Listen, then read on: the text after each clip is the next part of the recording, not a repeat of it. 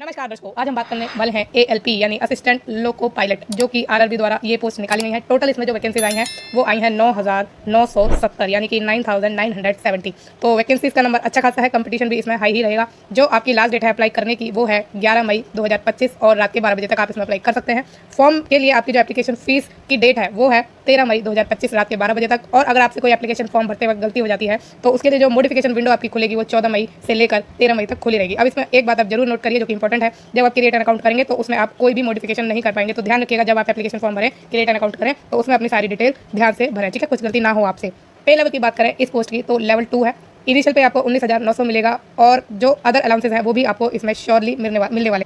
और जो मतलब आपकी सैलरी होगी जो आपको इन हैंड मिलेगी वो अप टू 35,000 मिलेगी, ठीक है। वो आपके जो जोन है उसके ऊपर डिपेंड करेगा, ये आप जानते हैं। फिर एज लिमिट की बात करें तो 18 से लेकर 30 साल तक आप इसमें फॉर्म भर सकते हैं। बाकी एज रिलैक्सेशन इसमें मिल जाएगा कैटेगरीज को। टोटल वैकेंसीज का नंबर मैंने आपको शुरुआत में ही बताया 9,970 है, ठीक है। और आगे चलें, कुछ इंपॉर्टेंट इंस्ट्रक्शंस देखें इसमें। तो इसमें आपको ओनली ऑनलाइन ही अप्लाई करना है, अदर मोड ऑफ एप्लीकेशन नहीं है इसमें। एलिजिबिलिटी आप अच्छे से अपनी देखेंगे कि कहीं आप मिसमैच तो नहीं कर रहे, क्योंकि डीबी होता है, आप जानते हैं डीबी के लिए इंपॉर्टेंट चीज़ें होती है। मेडिकल फिटनेस जो कि क्रूशियल पार्ट है इस फॉर्म का, इसके बारे में हम जानेंगे कि इसमें कौन अप्लाई कर सकता है कौन नहीं कर सकता। एज लिमिट मैंने आपको बता दी और एज लिमिट आपकी 1/7/2025 से ही काउंट होगी। आप आराम से काउंट कर लेना कि आपकी एज क्या बन रही है। सिलेक्शन ऑफ आरआरबी की बात करें तो RRB wise and railway wise vacancies indicated in the centre are provisional and these में इंक्रीज और डिक्रीज। तो ये थोड़ा जो है जनरल इंस्ट्रक्शंस लिखी रहती हैं। बाकी इसमें जो एग्जाम पैटर्न है उसको हम डिटेल से समझने वाले हैं। वीडियो को जरूर देखेगा ध्यान से अगर आप इस फॉर्म को भरने जा रहे हैं, ठीक है। तो आगे चलते हैं और सीधा अब हम इसकी किस पर जाएंगे, एलिजिबिलिटी पर जाएंगे। अच्छा, एलिजिबिलिटी से पहले इसमें नेगेटिव मार्किंग के बारे में भी कुछ बताया हुआ है, वो चलो बाद में ही देखेंगे। तो एलिजिबिलिटी पर ही चलते हैं क्योंकि सबसे पहले अगर मैंने डिस्कस करा है तो वही सबसे ज़्यादा इंपॉर्टेंट रहेगा आपके लिए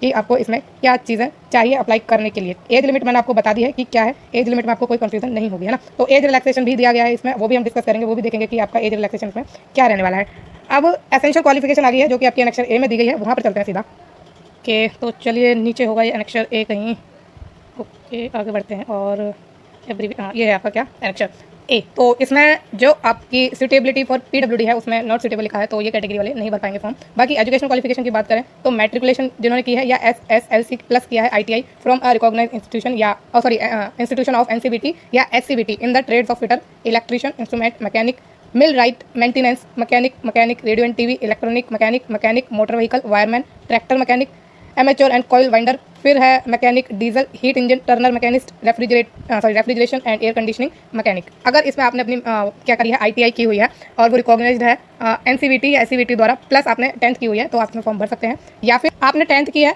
प्लस जो आपने कोर्स किया है, कंप्लीट किया है अप्रेंटिसशिप इन ट्रेड मेंशन है, जो ऊपर हमने अभी ट्रेड देखे उसमें आपने करा हुआ है कोर्स, तो आप इसमें अप्लाई कर सकते हैं, ठीक है। या फिर आपने मेट्रिकुलेशन की है, उसके साथ 3 साल का डिप्लोमा किया है इन मैकेनिकल या इलेक्ट्रिकल या इलेक्ट्रॉनिक्स या ऑटोमोबाइल इंजीनियरिंग में, या फिर combination of various streams of this engineering discipline from a recognised institution in lieu of ITI, ठीक है। तो अगर आपने ये इन तीनों में से कुछ भी किया है तो आप इसमें आराम से अप्लाई कर सकते हैं। बाकी अगर आपको एजुकेशन क्वालिफिकेशन से रिलेटेड कोई डाउट आता है तो आप मुझसे कमेंट में पूछ लेना, ठीक है। Degree in the engineering discipline as above will also be acceptable in lieu of diploma in engineering, ठीक है। तो इसमें आपकी जो डिग्री होगी इंजीनियरिंग डिसिप्लिन में अबव जो बताए हैं, जो भी आपके ट्रेड्स बताए हैं उसमें, तो आप इसमें अप्लाई कर पाएंगे। अब चलते हैं आगे। ये आपके देखो सारे जोनल वाइज जो है वैकेंसीज बताई हुई हैं, पूरी टोटल ढंग से बताई हुई है, देख लेंगे इसे भी हम।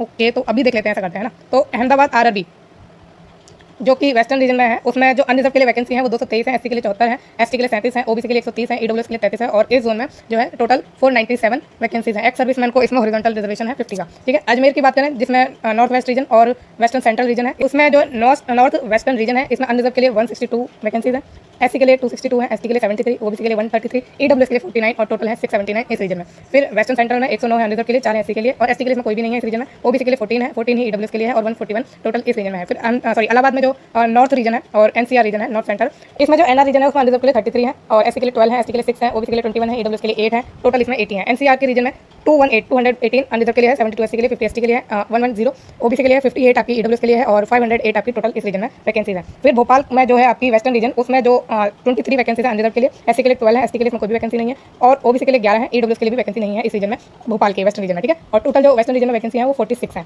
WCR यानी वेस्टर्न सेंट्रल रीजन में अनरिजर्व के लिए 221 वैकेंसी है, SC के लिए 103 103 वैकेंसी है, ST के लिए 53 है, 130 OBC के लिए है, 111 EWS के लिए है और 618 टोटल वेस्टर्न सेंट्रल रीजन जो भोपाल का है उसमें वैकेंसीज हैं। भुवनेश्वर की भुवनेश्वर की बात करें तो इसमें ईसीआर जो रीजन है यानी ईस्टर्न सेंट्रल रीजन है, इसमें अनरिजर्व के लिए 454 वैकेंसीज हैं, एससी के लिए 205 वैकेंसीज हैं, एसटी के लिए 119 है, ओबीसी के लिए 121 है, ईडब्ल्यूएस के लिए 29 है और 928 टोटल वैकेंसीज हैं इस रीजन में।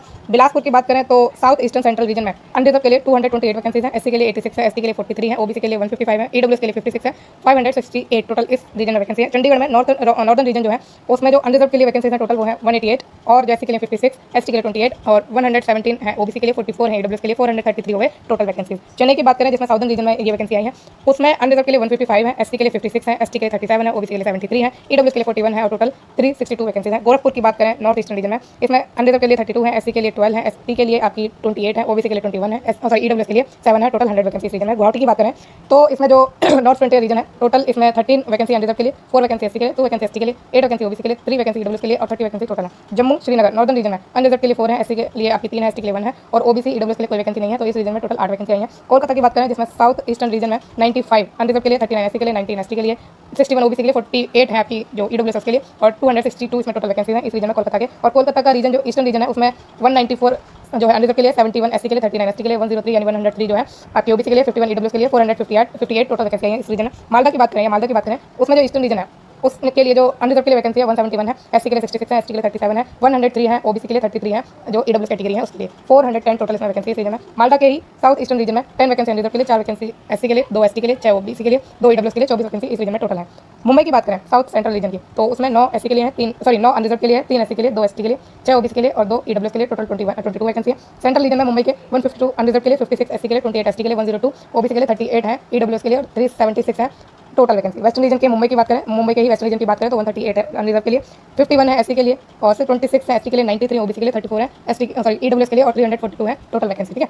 मुजफ्फरपुर की बात करें तो इसका जो ईस्टर्न सेंट्रल रीजन है उसमें 36 अनरिजर्व के लिए, 13 एससी के लिए, 7 एसटी के लिए, ओबीसी के लिए 24, ईडब्ल्यूएस के लिए 9 है, 89 टोटल वैकेंसी है। पटना के ईस्टर्न सेंट्रल रीजन में 14 अनरिजर्व के लिए, एससी के लिए 5, एसटी के लिए 2, ओबीसी के लिए 9 और 3 ईडब्ल्यूएस के लिए 33 टोटल वैकेंसी है। रांची में ईस्टर्न सेंट्रल रीजन में जो वैकेंसी अनरिजर्व के लिए वो है 234, एससी के लिए 87, एसटी के लिए 43, 156 है आपकी, ओबीसी के लिए 58 है, ईडब्ल्यूएस के लिए 578 टोटल इस रीजन के लिए वैकेंसी है। फिर जो रांची का साउथ ईस्टर्न रीजन है उसमें 255 है अनरिजर्व के लिए, 105 एससी के लिए, 45 एसटी के लिए, 164 ओबीसी के लिए, 66 ईडब्ल्यूएस के लिए, टोटल है 635। सिकंदराबाद में जो कि आपका हैदराबाद में पड़ता है तो इसमें जो साउथ सेंट्रल रीजन है इसमें जो अनरिजर्व के लिए वैकेंसी है 435 है और जो आपकी अनरिजर्व के लिए वैकेंसी और जो आपकी एससी के लिए वैकेंसी है 136 है और एसटी के लिए 70 है, 216 ओबीसी के लिए, 110 ईडब्ल्यूएस के लिए, टोटल 967 वैकेंसी है, 967। और जो ये ईसीओआर रीजन है यानी ईस्टर्न सेंट्रल रीजन इसमें जो आपकी वैकेंसी अनरिजर्व के लिए 216 है, 80 वैकेंसीज एससी के लिए और एसटी के लिए 40 वैकेंसीज है, ओबीसी के लिए 144 है, ईडब्ल्यूएस के लिए 53 है, टोटल है 533। सिलीगुड़ी इसमें जो टोटल वैकेंसीज हैं वो नॉर्थ फ्रंटियर रीजन के लिए है, अनरिजर्व के लिए 39, एससी के लिए 14, एसटी के लिए 6, ओबीसी के लिए 26, ईडब्ल्यूएस के लिए 10 और 95 इसमें टोटल वैकेंसी है। फिर है तिरुवनंतपुरम जो कि आपका साउथ रीजन के लिए है, इसमें वैकेंसी जिसमें 55 अनरिजर्व के लिए और 25 एससी के लिए, 15 एसटी के लिए, 32 ओबीसी के लिए और 21 आपकी जो है ईडब्ल्यूएस के लिए, 148 टोटल इसमें वैकेंसीज है। ठीक है, तो टोटल नंबर ऑफ वैकेंसीज इसमें कवर कर ली है हमने। ठीक है, किस रीजन के लिए कितनी है जोनल वाइज देख लिया है। अब हम चलते हैं ऊपर की तरफ और इसमें जानते हैं आपके मेडिकल फिटनेस के बारे में जो कि आपके लिए क्रूशियल होने वाला है। इससे आपको पता चलेगा कि कौन इसमें अप्लाई कर पाएगा और कौन नहीं। तो physically fit in all respect आप होने चाहिए। ठीक, इसके साथ ही आपकी जो डिस्टेंट विजन है, ठीक है ना, दूरदृष्टि जो होता है वो 6/6 होना चाहिए without glasses with fogging test, must not accept +2D। +2D का मतलब है कि जो आपकी नज़र है, ठीक है, दूर की वो करेक्ट होनी चाहिए, 6/6 होनी चाहिए। और इसमें जो 2D है +2D ये डायप्टर है। ठीक है, 2 डायप्टर जो कि आपको पता होगा ये जो लेंस की पावर है उसका क्या है, यूनिट है। तो आप अपने ऑप्थेल्मोलॉजिस्ट से पूछ सकते हैं कि आपकी विजन क्या है और उससे आप इसके बारे में जानकारी ले सकते हैं। ठीक है, फिर जो नियर विजन है वो आपका 0.6 विदाउट ग्लासेस होना चाहिए। साथ में आप सारे टेस्ट पास करने चाहिए, colour vision, binocular vision, field of vision, night vision. मतलब आपको पता है अगर आप लोको पायलट बन रहे हैं तो उसमें आपकी जो आंखें हैं वो करेक्टली फायर होनी चाहिए। ठीक है, जब आप इसमें ऊपर लिखा है, मैं एक लाइन पढ़ के बता दूं आपको। Candidates call for DV will have to pass requisite medical fitness test conducted by the railway administration to ensure that they are physically fit to carry out the duties connected with the post. Visual acuity standard is an important medical fitness for railway service। ठीक है, तो ये जो आपकी vision वाली standard है ना, ये बहुत ज़्यादा इंपॉर्टेंट है। मैंने बोला आपको क्रूशियल है ये। तो अगर आपकी आंखें बिल्कुल अच्छी हैं तो आप इसमें फॉर्म भर सकते हैं। The medical requirement for the post of assistant loco pilot of this, तो मैंने आपको बता दिया। अब इसमें कुछ कैंडिडेट ये जरूर पूछेंगे कि लेजिक सर्जरी कराने वाले इसमें अप्लाई कर सकते हैं या नहीं, तो इसका सीधा सा आंसर है नहीं। ठीक है, तो candidate who have undergone LASIK surgery और any other surgical procedure to correct refractive error are not eligible to the post of ALP। ठीक है, तो ये इंपॉर्टेंट है और पॉइंट भी आपको ध्यान से पढ़ना है, देखना है। अगर आपने करेक्ट कराई है अपनी आंखें तो आप इसमें अप्लाई नहीं कर पाएंगे। अब आगे चलते हैं और बात करते हैं कि आप डीवी के दौरान अगर फिट नहीं पाएंगे तो क्या होगा। ऑब्वियस बात है, आपको रिजेक्ट कर दिया जाएगा। भगवान अगर आपके साथ ऐसा हो, आप इसमें सेलेक्ट हो डेफिनेटली। अब आते हैं इसमें एज रिलैक्सेशन पर। तो SC ST कैटेगरीज को 5 साल का रिलैक्सेशन मिलेगा, ओबीसी को 3 साल का मिलेगा, एक्स सर्विस मैन को जो अनरिजर्व और ईडब्ल्यूएस के हैं उनको जो है कैसे मिलेगा रिलैक्सेशन कि जो अच्छा मैं बता दूं पढ़ के पहले। तो ex serviceman candidate who have put in more than 6 month service after attestation, तो जिन्होंने 6 मंथ से ज़्यादा सर्विस दी है अपनी उनको मिलेगा। 3 ईयर का मिलेगा अनरिजर्व और ईडब्ल्यूएस को after deduction of length of service from age, ठीक है। फिर एक्स सर्विसमैन को मिलेगा ओबीसी के 6 साल का, और ओबीसी जो एससी होंगे एक्स सर्विसमैन जो होंगे एससी के वो उनको 8 साल का मिल जाएगा, ठीक है। और समय सेम है after deduction of length of service from the age, ठीक है। जितनी आपने सर्विस दी है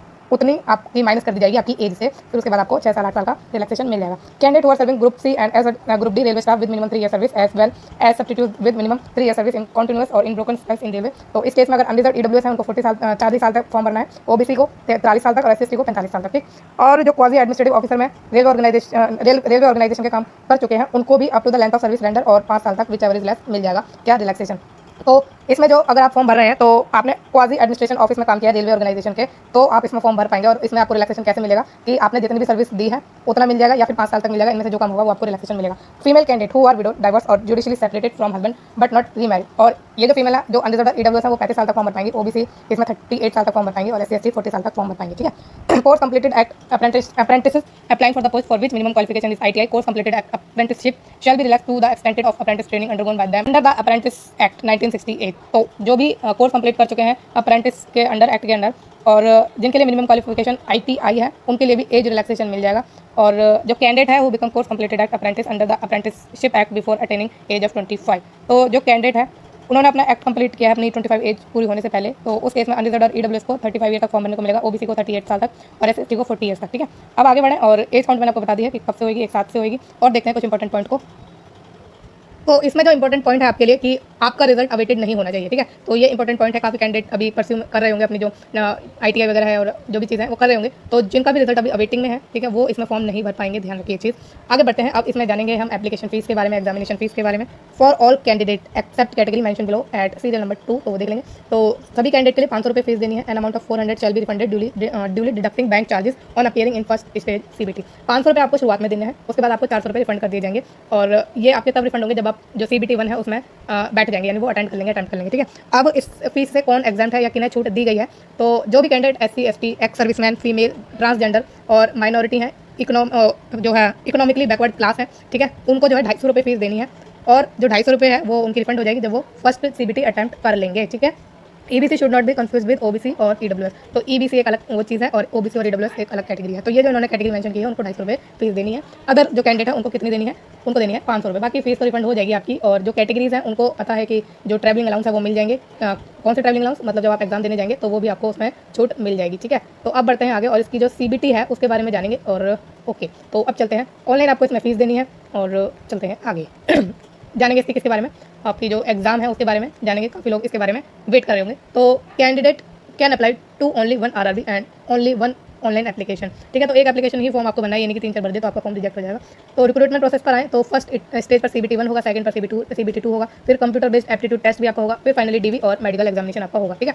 तो आगे बढ़ते हैं, फर्स्ट CBT टेस्ट के बारे में बात करते हैं। CBT will only be a screening exam for shortlisting eligible candidate for CBT 2। तो ये स्क्रीनिंग एग्जाम है आपका जो शॉर्टलिस्ट करेगा बच्चों को CBT 2 के लिए, और based on their normalized marks and merit, screening will be based on their merit in CBT 1 among the candidate who have chosen the same RRB only. तो CBT 2 में आपकी शॉर्टलिस्टिंग तब होगी जब आप CBT में क्या हो जाएंगे, आपका स्क्रीनिंग पास हो जाएगा। अब CBT मार्क्स और CBT 1 की बात करें तो ये काउंट नहीं होंगे आपके फाइनल पैनल के लिए। पैटर्न एंड सिलेबस की बात करें CBT 1 के तो 60 मिनट यानी 1 घंटे का आपका पेपर होगा। नंबर ऑफ क्वेश्चन इसमें 75 आएंगे और मैक्सिमम मार्क्स भी इसमें 75 ही आएंगे, एक क्वेश्चन 1 मार्क के लिए है। फिर there shall be negative marking इसमें 1/3 की है, तो ध्यान रखिएगा, ध्यान से अपने क्वेश्चन अटेम्प्ट करिएगा।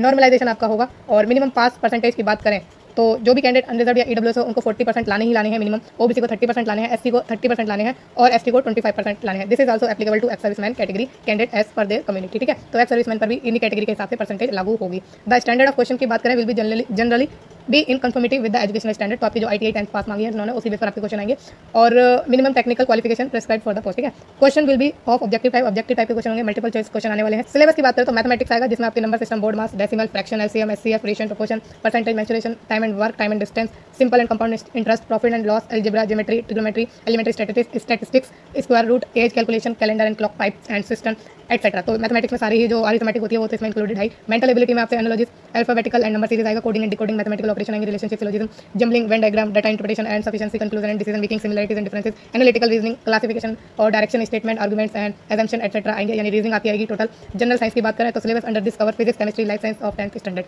तो ये आपकी जो 10th स्टैंडर्ड की साइंस है वो पूछेंगे। जनरल अवेयरनेस में आपसे क्या पूछेंगे, current affair, science and technology, sports, culture, personalities, economics, politics and other subject of importance. ठीक है, तो ये आपका पूरा सिलेबस है CBT 1 का। सेकंड स्टेज पर आते हैं तो आपको जो मिनिमम क्वालिफिकेशन मिनिमम मार्क्स जो उन्होंने मांगे हैं क्वालिफाई करने के लिए वो आपको लाने हैं, तब आप CBT में जो है शॉर्टलिस्ट होंगे। ठीक है, अब जो candidate belonging to SC, ST, OBC, EWS will be shortlisted for CBT 2 against unreserved category provided that they are not avail any relaxation, concession in age, qualification और मार्क्स एटसेट्रा। तो अगर आपने रिलैक्सेशन नहीं लिया, कंसेशन नहीं लिया है as में, क्वालिफिकेशन में या मार्क्स में या इसी तरह के किसी और चीज़ में, तो आपको जो मेरिट लिस्ट आपकी तैयार होगी CBT 1 की वो अनरिजर्व कैटेगरी के अकॉर्डिंग होगी। ठीक है, बाकी जो मिनिमम थ्रेशोल्ड है आपके मिनिमम क्वालिफिकेशन मार्क्स का, अगर आप उसमें पास होते हैं तो आपको अनरिजर्व में नहीं काउंट किया जाएगा। अब candidate who shortlisted availing reservation benefits of community category shall continue to consider only against that community. तो ये कॉमन सी चीज़ है। आगे बात करते हैं और pattern and syllabus of CBT 2 देख लेते हैं कि क्या है। तो CBT शैल कंप्राइज दो पार्ट्स होंगे इसमें, part A and part B। Total duration 2 घंटे 30 मिनट की होगी, यानी 2.5 घंटे की होगी, और टोटल क्वेश्चन जो आएंगे 175 आएंगे। पार्ट A में 90 मिनट्स के लिए आपसे क्वेश्चन पूछे जाएंगे और 100 क्वेश्चन होंगे। पार्ट B में 60 मिनट यानी 1 घंटे के लिए होंगे, 75 क्वेश्चन होंगे। ठीक है, नेगेटिव मार्किंग है इसमें 1/3 की, नॉर्मलाइजेशन होगा। पार्ट A की बात करें तो minimum pass percentage for eligibility जो कि अनरिजर्व्ड एंड EWS के लिए रखी है 40%, OBC के लिए 30%, SC के लिए 30%, ST के लिए 25%, और यही परसेंटेज एक्स सर्विसमैन की कैटेगरी वाइज जो है एप्लीकेबल है।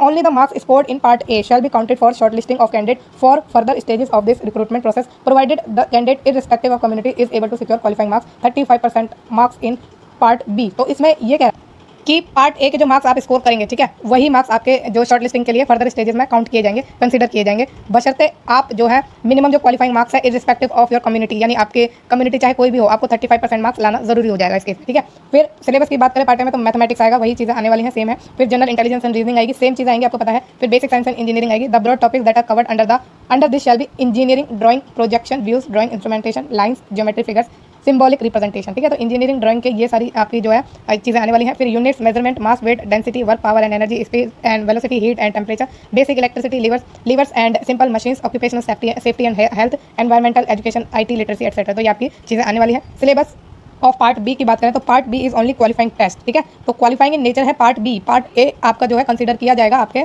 किसमें आगे शॉर्टलिस्टिंग होने के लिए। समझे आप इस बात को कि आपका पार्ट B तो सिर्फ क्वालिफाइंग इन नेचर है, पार्ट A इसमें मेन रोल निभाता है। ठीक है, एंड इसमें जो आगे बात करें, and shall have question from the various trade syllabi as prescribed by directorate general of training. तो इसमें जो आपके पार्ट B में क्वेश्चन होंगे वो होंगे वेरियस ट्रेड से, आपके रिस्पेक्टिव ट्रेड से हो सकते हैं, और जो सिलेबी है इसका वो मिलेगा आपको जो प्रिस्क्राइब किया है डायरेक्टर जनरल ऑफ ट्रेनिंग ने। ठीक है, नोट इसमें है क्वालिफाइंग परसेंटेज 35% सभी को लाने हैं इरिस्पेक्टिव ऑफ कैटेगरीज।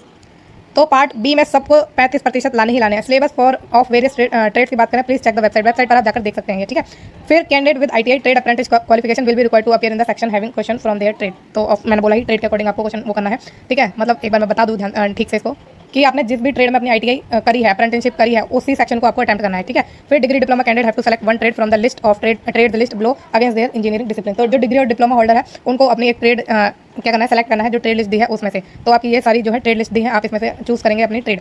अब कंप्यूटर बेस्ड एप्टीट्यूड टेस्ट पर आते हैं। इसमें आपको कुछ इंपॉर्टेंट चीज़ें नोट कर लेनी चाहिए कि CBT 2 के जो पार्ट A है उसके बेस पर आपको CBAT में शॉर्टलिस्ट किया जाएगा और 8 गुना बच्चे इसमें बुलाए जाएंगे। ठीक है, उनकी कम्युनिटी के अकॉर्डिंग, उनकी एक वैकेंसी के लिए 8 बच्चों को बुलाया जाएगा उनकी कम्युनिटी के बेस पर।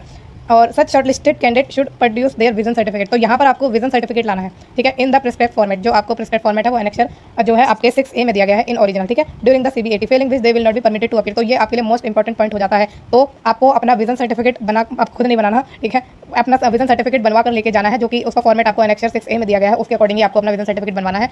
और वो आपको CBAT में लेकर जाना जरूरी है। अगर आप नहीं लेके गए तो आपको अपीयर नहीं होने दिया जाएगा। ठीक है, it is mandatory to clear each test battery and section of CBAT separately to qualify. आपको हर एक टेस्ट इसमें क्वालिफाई करना है, हर एक सेक्शन क्वालिफाई करना है separately. The CBAT shall be only in English and Hindi and there shall be no negative marking. तो CBAT में कोई भी नेगेटिव मार्किंग नहीं है, और इंग्लिश और हिंदी दोनों में आपको इसमें जो है पेपर अटेम्प्ट कर सकते हैं आप। फिर मतलब दोनों में से किसी एक लैंग्वेज में। For information on CBAT candidate are advise to check the following website link of RDSO। तो आपको ये लिंक चेक करना है आपके किसके लिए, जो आपकी इन्फॉर्मेशन है CBAT से रिलेटेड उसके लिए, और जो आपकी ये लिंक दिया गया आप इसमें डायरेक्टली भी जा सकते हैं। क्वालिफाइंग मार्क्स की बात करें, ऑल कैंडिडेट जो सारे कैंडिडेट हैं must secure a minimum T score of 42 marks in each test battery separately to qualify in the CBAT. CBAT में क्वालिफाई करने के लिए आपको 42 मार्क्स लाने जरूरी है। The merit list will be prepared only from amongst candidate qualifying in the CBAT. 70% weightage will be given for marks obtained in part A of CBT2 and 30% weightage of score obtained in the CBAT। तो 70% marks की weightage आपको मिलेगी किसमें, CBT2 का जो part है उसको 70% उन्होंने वेटेज दिया है, और जो 30% वेटेज दिया है वो CBAT को दिया है। ठीक है, तो ये आपके लिए इंपॉर्टेंट पॉइंट है, आप ध्यान रखिएगा। फिर फाइनली आपका डीवी हो जाएगा, डीवी के बाद आपका जो मेडिकल एग्जामिनेशन है वो भी हो जाएगा। ठीक है, तो ये तो आप कर ही लेंगे, और मेन जो हमारा था वो हमने डिस्कस कर लिया है। आप CBAT के बारे में RDSO पर आपको जाना पड़ेगा और वहाँ पर चेक करना पड़ेगा। ठीक है, तो अब जो है अप्लाई आपको ऑनलाइन करना है, मैंने बता ही दिया। तो सारी जो डिटेल थी हमने वो डिस्कस कर लिया, और जो अगर आपको कोई भी इन्फॉर्मेशन चाहिए, कुछ भी चाहिए ना, तो आप हमेशा जो इसकी वेबसाइट है ऑथेंटिक, उसी पर जाकर करिएगा, क्योंकि इसमें फर्जीवाड़ा होता है बहुत ज़्यादा। रेलवे की जो रिक्रूटमेंट प्रोसेस है उसमें, मतलब रिक्रूटमेंट प्रोसेस में नहीं, जो फर्जीवाड़ा होता है एडवर्टीजमेंट में होता है, नकली एडवर्टीजमेंट निकाल के लोगों से पैसे ऐड लिए जाते हैं। तो इस चीज़ का ध्यान रखिएगा। अब आगे जो हमने सारी चीज़ें देख ली हैं, शायद हमसे कुछ छूटा भी नहीं है। अगर कुछ छूटा है तो आप मुझसे कमेंट में पूछ लीजिए। आपको ये वीडियो कैसी लगी है मुझे कमेंट में जरूर बताइएगा, और फ्यूचर में रेगुलर जॉब्स की अपडेट के लिए और इन टाइम नोटिफिकेशन के लिए इस चैनल को प्लीज़ लाइक, शेयर और सब्सक्राइब भी जरूर करिएगा। Thank you so much.